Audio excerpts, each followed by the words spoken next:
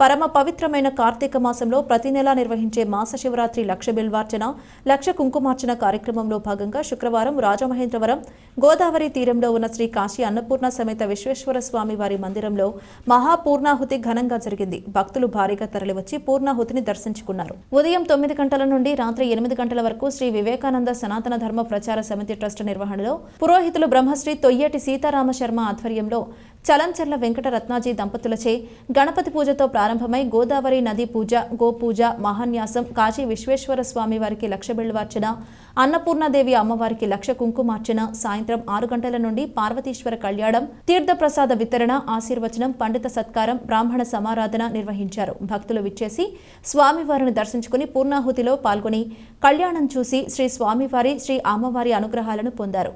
ఆలయ వంశపారంపర్య ధర్మకర్తలు కాకి Nageswararao and brothers, నగర ప్రముఖులు పాల్గొన్నారు.